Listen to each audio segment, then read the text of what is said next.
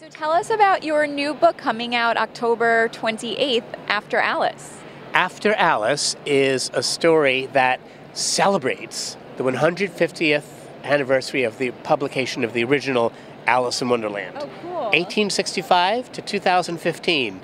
You heard it here first. And it takes the point of view of two girls, not Alice herself, but her older sister, who was reading to her at the beginning. Remember on the riverbank? Yeah. She was reading that book with no pictures and no conversation. How could it be so boring? When Alice disappears down the rabbit hole, her sister is left on the riverbank, having lost her baby sister she was supposed to be babysitting. So one strand of the story follows her as she gets increasingly frantic about the disappearance of her baby sister, and the second strand of the story follows Alice's best friend, Ada, who has been walking on the riverbank to visit her friend, and she plops down the rabbit hole after her. So she is after Alice, looking for her too. Alice is being sought above ground in Oxford and below ground in Wonderland by two people who have her best interest at heart. But will they find her? Well, you have to read it to find out. Now, you're obviously very well known for writing fairy tales from a revisionist perspective and for adults. Why do you think adults love your stories so much? Why do you think people love to read about fairy tales? Because I love reading your books, but why do you think it resonates with people so much? Well, I actually think that the presence of fairy tales in our culture is almost like one of the last common languages that we have.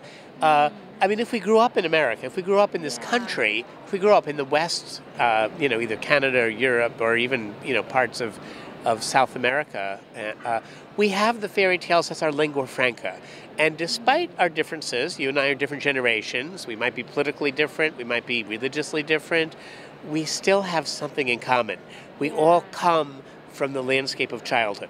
So one of the reasons that I think a lot of different kinds of readers love my books is that they are reminded that we are all united under the apparent differences by having this trove of story that we have in common.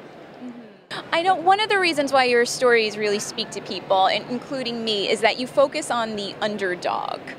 Do fans talk to you about that, and do they feel like you understand them in a way that other authors don't?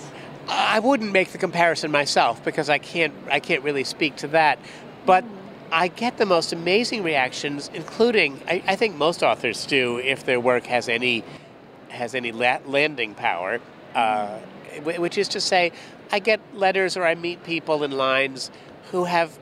One of them had brain surgery, and she said she could never read, but her father sat by her bed for 7 months while she was recovering and read all of Wicked out loud to her. And she said it was the first novel she had whole and entire in her whole life. And she had it because her father was at her bedside reading it to her. There are stories like that. I know it. I know. I met about 5 people who said, as my house was flooding in Katrina, the only thing I grabbed was my Gregory Maguire collection. And they show me them, and they're like saturated. Actually, it's mostly Wicked.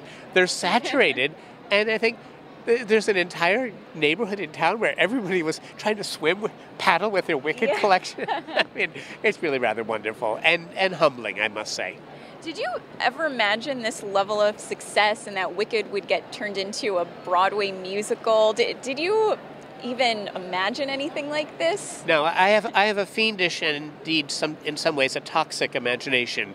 But even I could not have perceived that as I was starting out to be a cold water, 4th floor, 1 room starving artist. Yeah. That I would actually somehow tweak a gene in the DNA of popular culture and develop a readership and a following by the febrile electricity in my own brain. I did not imagine it. Who could?